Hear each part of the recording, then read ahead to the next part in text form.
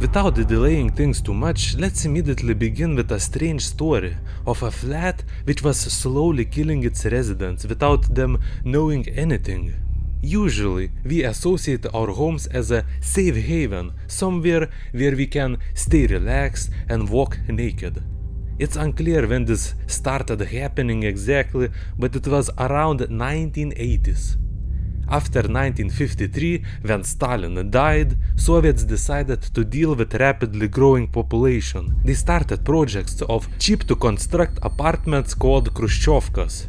Unlike previous apartments called Stalinkas, which were absolutely terrible, Khrushchevkas had advantages like, for example, not having to share a single apartment's kitchen and toilet with other residents of your flat.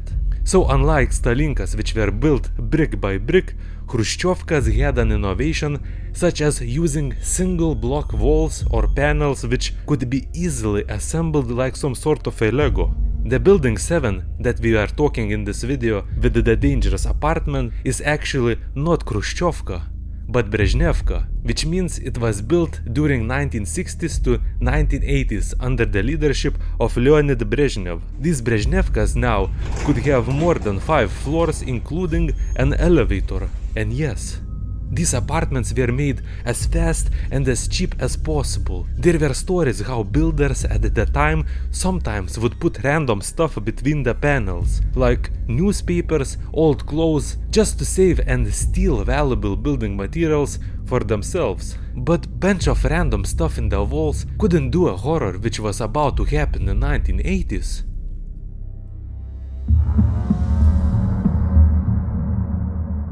During 1980s, 2 families stayed in apartment 85 for 9 years, including 2 teenagers and their parents. But their enjoyment of the building was short-lived.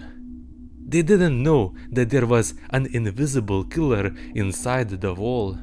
After just a year, an 18-year-old woman suddenly fell ill with leukemia and died just a few months after. Her family and other residents thought nothing of it. Anything bad can happen, even young people die. However, just a year later, a 16-year-old boy from the same family also died. Not long after, the mother also succumbed to blood cancer. Now this horror started giving some red flags and residents of the building were getting pretty scared. Some claimed that this flat is cursed and various other superstitions were finding their way to fill such a strange mystery gap. Soviet doctors were less intrigued by the story and claimed that 3 deaths were likely due to genetic predisposition for cancer. Despite scary stories, a new family moved in sometime in the mid-1980s. And what do you know? Once again, weird stuff started happening. In 1987, one of their sons got sick with leukemia and died. While they held funeral, their other son was in the hospital fighting for his life. He also had blood cancer. The father was shocked. What happened to his previous family is happening to his. With the new evidence, he pushed for officials to do something and find out what the frick is happening to this cursed apartment. Finally, after some convincing and proof that 4 people died and 1 seriously hospitalized, government took action to find what was wrong. By the way, it took 2 years after 1 kid died for the experts to come, which was in 1989. No, they didn't bring priests. They did, however, come with a science equipment to measure toxins and radiation.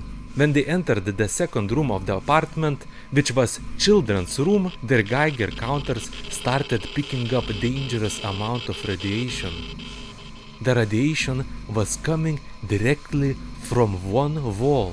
Not only this room was dangerous, but also neighboring apartment above had increased radiation levels.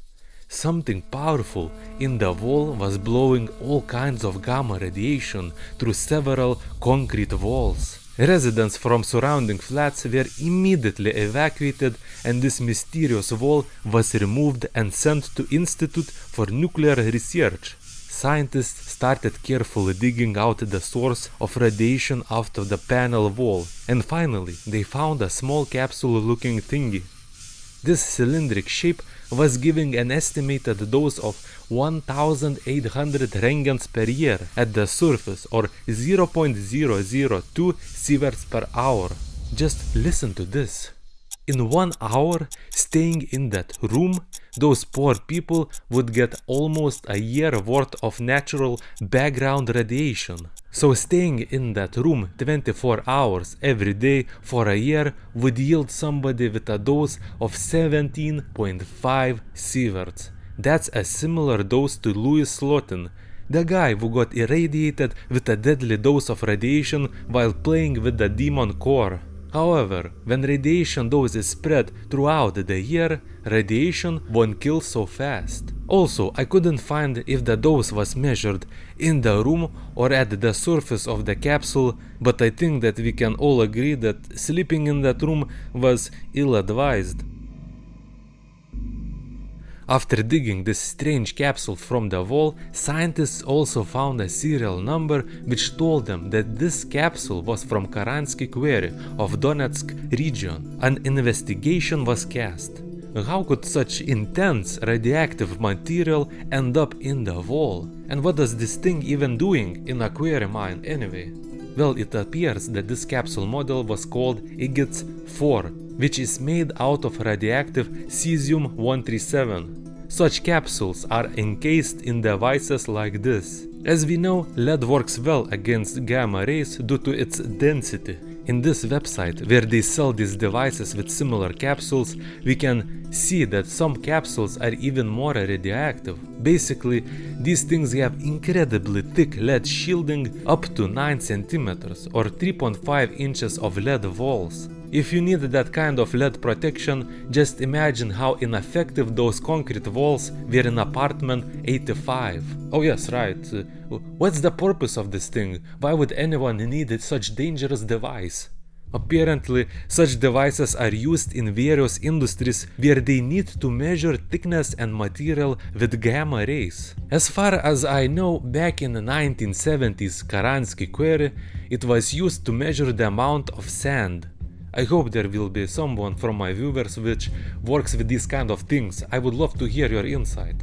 So somehow, by sheer neglect or dumb unluck, this capsule which is inside the shielded device was removed and lost somewhere in the quarry.